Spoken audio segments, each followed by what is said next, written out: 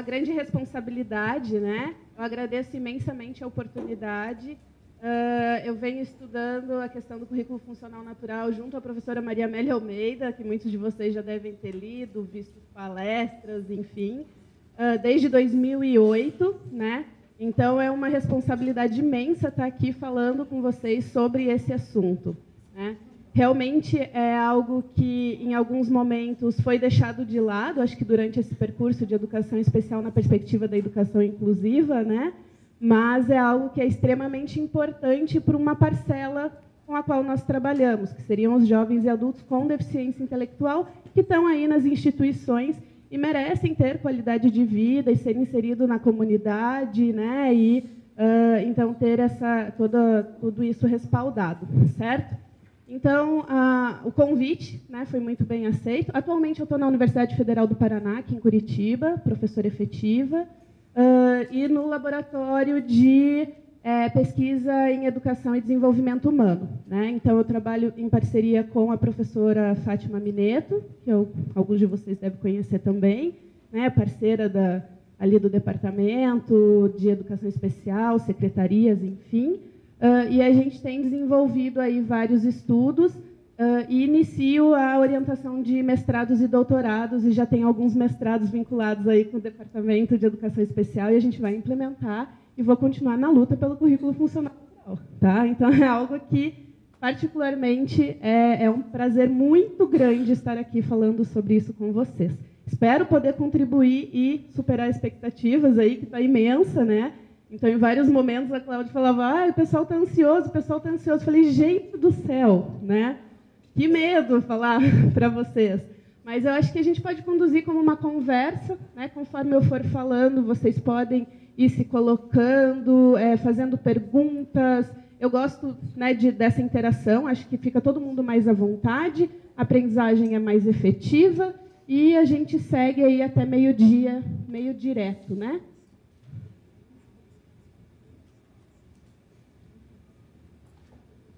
A gente vai disponibilizar a apresentação, então se atenham a anotar as coisas que não estão nos slides, tá?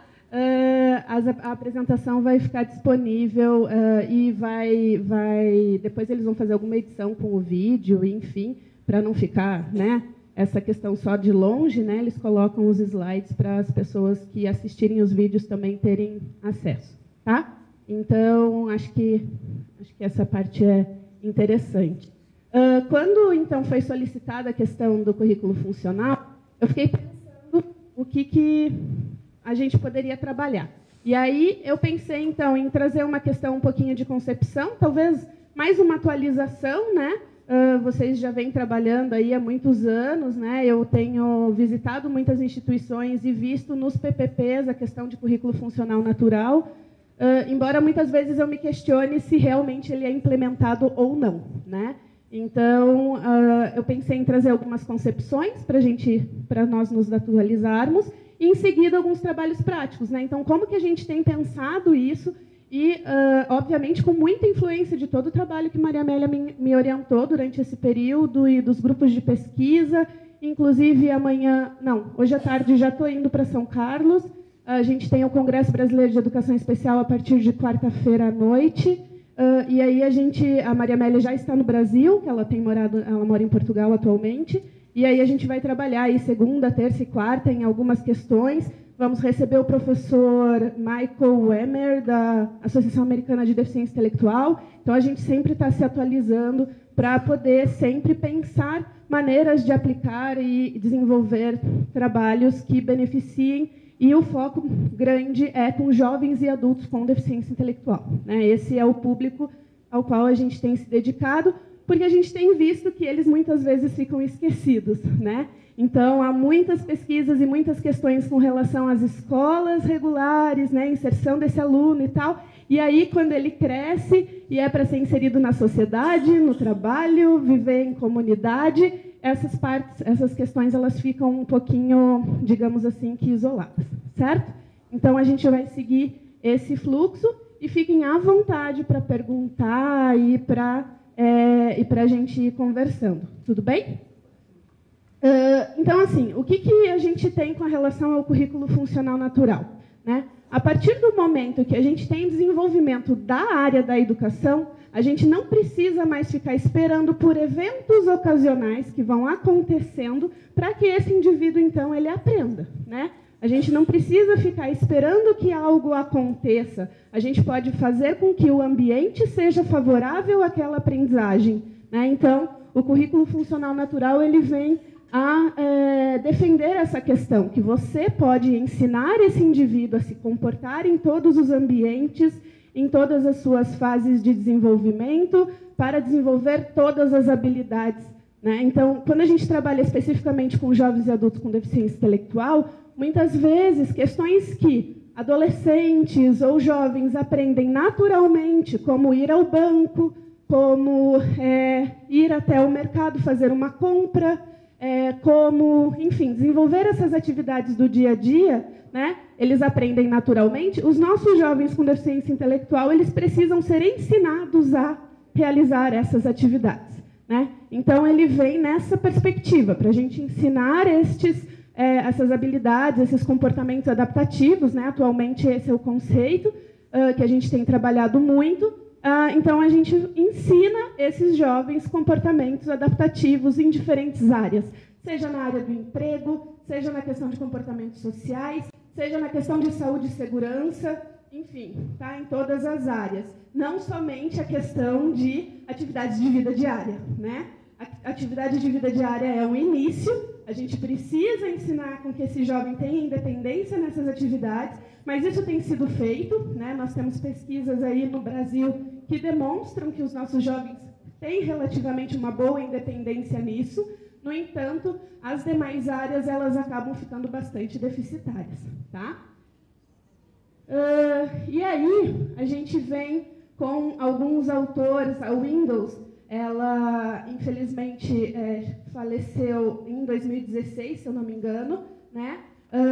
Margarida Windows, ela é brasileira, né? E desenvolveu aí o currículo passo a passo o seu caminho, né? E ele tem um respaldo e auxilia no processo do planejamento e ensino. Embora ele tenha um foco muito grande com relação à criança pequena, a gente consegue ver algumas estratégias que podem ser transpostas para os jovens e adultos, tá? Então, assim, o atendimento a pessoas com déficits significativos no desenvolvimento deve construir caminhos que visem prepará-las para a sua integração social, né? Então, veja, eu não vou ter aquele enfoque na questão tão fortemente acadêmica, né? Neste momento de jovem adulto, numa instituição especializada, eu vou ter um enfoque maior para que esse indivíduo tenha qualidade de vida e seja inserido socialmente, né?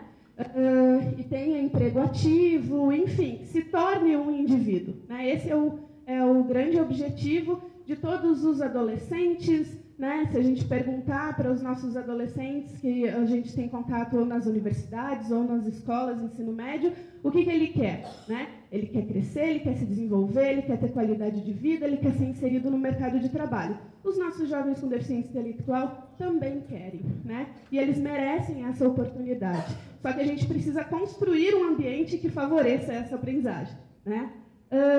E aí, então, implementando a programações e condições que melhor contribuam para o seu desenvolvimento, permitindo a questão de autonomia e independência, né? A gente trabalha com conceituação da questão de independência na realização de atividades e na autonomia para a questão de realização de atividades amplas, né? Ele ter autonomia de vida, ele conseguir se desenvolver, tá? E promover aí a aceitação em diferentes ambientes, né? Não só a questão escolar, mas principalmente a questão social. Tudo bem? E aí, o que a gente vê? Os currículos, eles vêm se desenvolvendo aí, e aí eu começo a colocar a primeira citação da LeBlanc, né, que é a nossa grande referência aí na questão de currículo funcional natural, foi ela que inicia todo esse processo. Na Universidade de Kansas, né? E aí, então, ela desenvolve o Centro Anne Sullivan no Peru, e então a gente tem um Centro Anne Sullivan aqui em Ribeirão Preto, no interior de São Paulo, e tem o Instituto de Currículo Funcional Natural no Rio de Janeiro, né? E esse instituto ele tem desenvolvido enormes parcerias e desenvolvimento de pesquisas e tal. E aí, quando eu abri o mapa, onde mostra todos os pontos que esse instituto trabalha, aonde estava a maior lacuna? No estado do Paraná. Eu pensei, por quê?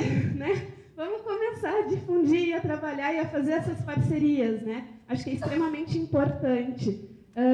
Então, quando eles desenvolvem toda a questão do currículo funcional natural, uma das grandes ênfases é na questão da avaliação inicial. Eu preciso conhecer esse indivíduo, eu preciso ter uma avaliação objetiva dele, né? Não é somente um parecer ou uma descrição de atividades, enfim. Eu preciso saber o que ele já sabe, o que ele precisa de ajuda para realizar durante a sua rotina, durante suas atividades, e o que as pessoas realizam por ele, né?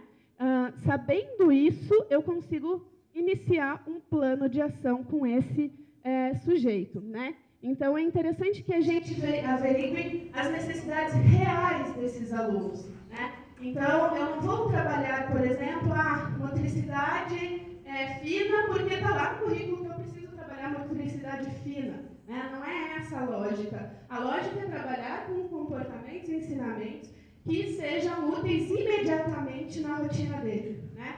Então, que ele vá utilizar isso no dia a dia. E aí eu aumento a probabilidade dele aprender, dele se envolver com a aprendizagem, dele ter interesse e dele realmente demonstrar esse conhecimento posterior e generalizar a aprendizagem, né? Então, o currículo funcional ele vem trabalhando nessa perspectiva. E aí, com essa avaliação extremamente detalhada, a gente consegue elaborar um plano de intervenção que vai ser específico e individualizado, né? A gente tem uma vantagem, acho que é bastante interessante, ao menos que eu tenha conversado com as meninas, eu acho que essa realidade se aplica ao estado do Paraná também. Se não se aplicar, vocês podem me corrigir, porque eu retornei faz 2 anos para Curitiba, né? Então eu fiquei 10 anos no estado de São Paulo. E as salas de educação de jovens e adultos nas instituições especializadas, elas têm um número menor de alunos, né? Então, a gente tem ali de 13 a 15 alunos por sala, seria isso, né? Então, a gente tem uma possibilidade de ter um conhecimento mais próximo. Veja, diferente de eu trabalhar, por exemplo, com uma sala, não sei quantos vocês são aqui, mas de 30, 40, né? Então, a gente tem essa possibilidade e eu acredito que isso é uma vantagem. Você tem a possibilidade de conhecer melhor o seu aluno, saber quais as suas necessidades específicas e aí fazer planos de ensino, né? E aí, no momento que você vai implementar uma determinada atividade com a turma toda, você sabe quais os níveis de ajuda que cada aluno precisa. Qualquer professor que eu chegar e conversar com ele, ele tem trabalhado o semestre com 12, 13 alunos ou 15, ele vai conseguir me descrever particularidades de cada um deles, né? Isso eu tenho visto e quando eu converso com os professores, eles sabem detalhes, tanto que ele é um dos principais atores para que a gente consiga fazer uma boa avaliação e aí a elaboração de um plano, tá? E aí a gente considera, então, os potenciais de cada pessoa em particular, né? Então, o currículo funcional natural, ele trabalha nessa perspectiva aí de pensar o indivíduo como alguém único e que necessita de procedimentos bastante direcionados, ok? Essa parte eu já falei. Ele foi desenvolvido no Departamento de Desenvolvimento Humano da Universidade de Kansas, foi adaptado para o Centro Sullivan no Peru, e o mais importante, ele está em constante aperfeiçoamento, né? Não é algo que foi elaborado e lá ficou, não. A gente tem constantemente pensado como melhorar essa prática, como pensar diretrizes para que os professores consigam realmente implementar isso dentro de sala de aula, dentro das instituições, né? Às vezes, uma das coisas que a gente tem sentiu muita dificuldade, que atualmente a gente tem uma resposta, é com relação a essa avaliação inicial. Como fazer isso, né? A gente tem aí, eu vou mostrar para vocês a escala de intensidade de suporte. Ela foi traduzida, adaptada, e há 5 anos a gente tem trabalhado nisso, tá? e feita a validação em âmbito nacional, em parceria com a Federação Nacional das APAES e o trabalho da professora Maria Amélia Almeida. Então, desde 2013, a gente tem trabalhado muito com isso, a gente recebeu dados do Brasil inteiro, foram mais de 1.800, se eu não me engano, jovens e adultos com deficiência intelectual a partir de 16 anos avaliados. Então, a gente meio que tem um perfil de como se encontra o nosso jovem adulto com deficiência intelectual no Brasil. Tá? Eu vou contar para vocês como que ele se encontra. Tá? Mas, então, essa é uma das questões para mostrar para vocês que a gente está em constante elaboração. Não é algo que está estagnado, parado, foi criado e é implementado desde 1800 até hoje, sem nenhum estudo, ok? Então, ele vai propor objetivos que sejam educacionais, né? Então, a partir do momento que você está trabalhando questões que são importantes para aquele indivíduo e questões de ensino, eles são objetivos educacionais, tá? Tendo ênfase em ensinar algo que vai ser útil para ele imediatamente, né? Ou num futuro que não seja muito distante, tá?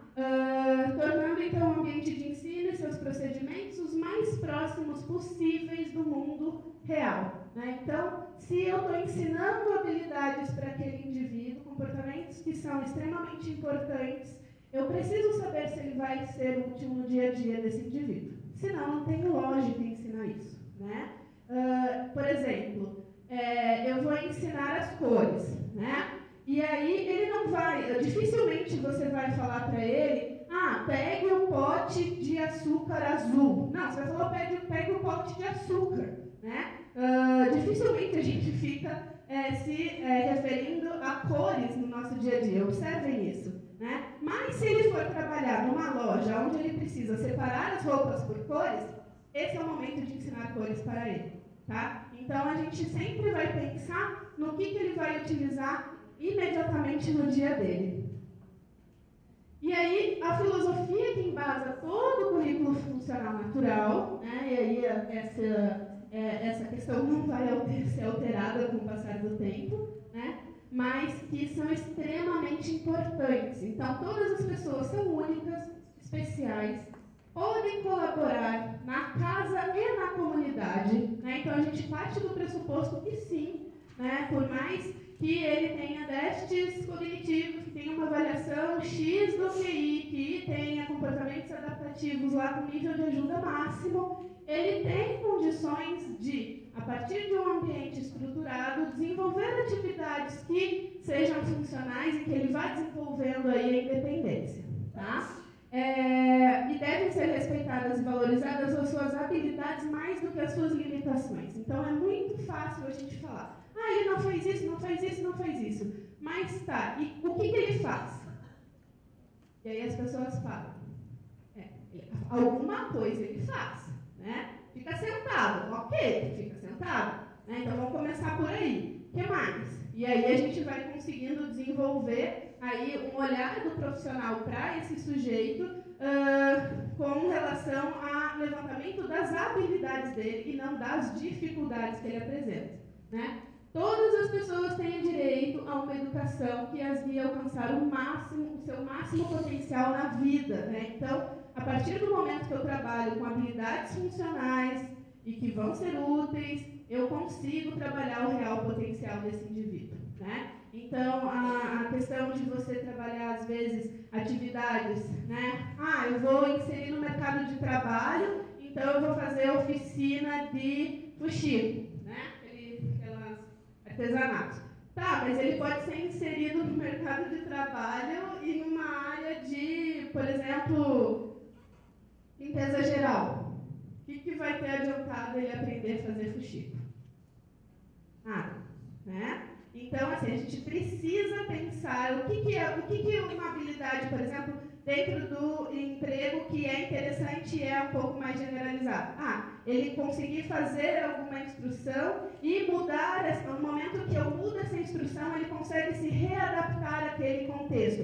É uma habilidade extremamente importante. E ela pode ser ensinada quando? Na oficina de fuxico, entendeu? A gente não precisa, às vezes, mudar tanto a questão da atividade, mas prestar atenção em qual que é o objetivo que eu estou ensinando com aquela atividade. Eu estou ensinando ele a mudar a instrução durante a execução. Eu estou ensinando ele a prestar atenção à instrução ou comunicar dificuldades, né? Essas são habilidades extremamente importantes e podem ser trabalhadas independente da tarefa que a gente esteja fazendo, tá? Então, às vezes é pensar nesta perspectiva, né? Não fazer uma mudança radical, porque senão também as coisas ficam muito abstratas, né? São habilidades que são mais difíceis de a gente pensar planejamentos, porque acho que a gente não está acostumado a pensar planejamento para atividades mais elaboradas, mas que são extremamente importantes. E a gente tem estudos que já demonstram e descrevem procedimentos, né? Então, veja, muitas vezes vocês podem, a partir de consulta ao banco de teses e dissertações, tem lá 10 trabalhos desde 2000 até 2018, onde eles são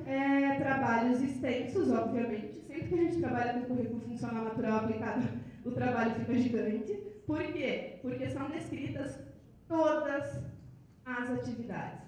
Todos os procedimentos estão lá, tá? Então, não indico que pegue direto o artigo. Por quê? Artigo é resumido, ele não vai trazer o procedimento, que é o que a gente gosta, o que a gente quer ver. Então, eu indico que vocês vão direto na fonte da tese ou da dissertação e vá lá, não precisa ficar lendo todo o processo de introdução. É interessante, né? Mas você pode ir para a parte do método, onde a pessoa descreve o procedimento de ensino, né? E você pode tirar embasamentos de lá para poder fazer a sua prática, tá? Cada pessoa é capaz de aprender e se desenvolver. Se uma pessoa não aprende, este é um problema com os procedimentos educacionais. Professores ficam muito bravos, às vezes, quando escutam isso. Porque, veja, eu parto do pressuposto que todo indivíduo tem condições de aprender. Ele vai aprender a depender das condições às quais ele está exposto. Se ele vai aprender de acordo com as condições às quais ele está exposto, essas condições quem faz? Nós. Então, se ele não aprende, nós precisamos mudar as condições às quais eles estão expostos, né? E aí você tem que repensar e refazer o seu plano, porque se o seu aluno não está aprendendo, ele precisa e ele merece, ele tem direito, né, a desenvolver o seu pleno potencial. Então, a gente precisa repensar as ações que a gente está aplicando com ele, tá? Sim, é frustrante em alguns momentos. Você pensa, às vezes, no ensino de uma habilidade com escalas, né, ou com um passo a passo, às vezes, maior do que a perna do seu sujeito, do seu aluno, e aí você precisa reduzir aquele passo para que ele consiga ir dando menores passos ali e você vá o acompanhando nesse processo, né? Então, já passei por isso, já tive que repensar procedimentos e é assim que a gente aprende. Eles nos ensinam muito também, a gente sempre tem que estar disposto a aprender, porque todos os nossos alunos, independente se eu tenho 5, 10, 20, 30 anos de profissão, chegou um aluno novo, aprendizagens novas para nós, né? Ok, então a gente tem aí a Jardineta e a Suplido, que também são autoras bastante referenciadas aí na área de currículo funcional natural, também são brasileiras, e pode-se dizer então que ele se baseia no ensino de habilidades, consequências naturais. Então veja, a maneira e a sequência que eu vou escolher para ensino de algumas habilidades são as próprias sequências que a gente já usa naturalmente, né? Quando eu trabalhei, por exemplo, na questão do ensino de habilidades iniciais, atividades de vida diária, na dissertação de mestrado, numa instituição de abrigo, né, ou instituição residencial, vocês têm um modelo aqui no Paraná, que é a instituição do Cotolengo, né, acho que vocês conhecem. No estado de São Paulo, as instituições elas são um pouco mais antigas que o Cotolengo, e elas têm uma perspectiva muito próxima de manicômios, né? Então, é um ambiente bastante pesado de se trabalhar e a gente tem muitos jovens e adultos dentro dessas instituições que passam os dias ociosos, né? E aí me incomodou muito isso e eu comecei a trabalhar com as técnicas de enfermagem para ensiná-las a ensinar os jovens. Então, para que elas tornassem momentos do dia a dia momentos de aprendizagem, né? E aí elas falaram, olha, nós somos em 3, eles são em 35, 40, e nós precisamos dar banho neles em 30 minutos, uma linha de montagem, né? E aí, então, como que a gente pode fazer? Se eles tivessem independência para tomar banho, seria excelente. Então, elas escolheram a atividade, né? O meu objetivo ali era formá-las e não formar os jovens, né? Isso seria uma consequência da ação. E aí, então, elas ensinaram esses jovens a tomar banho com maior independência, né? Fazendo toda a questão de passo a passo da atividade, montando todo o processo. E aí, dentro desse ambiente, o que a gente tinha? Dificilmente, eu acredito que vocês vão ter isso dentro da casa de vocês, mas no momento do banho, existia um balde, e nesse balde tinha um pouco de água, um sabão e uma esponja, onde todos eles usavam o mesmo balde com esponja, né? Então, a gente acaba não tendo essas coisas dentro da nossa casa. Mas é um ambiente natural lá, ele estava funcionando daquela forma, não havia possibilidade da gente fazer kits para cada um deles, enfim, toda aquela questão. O que a gente fez?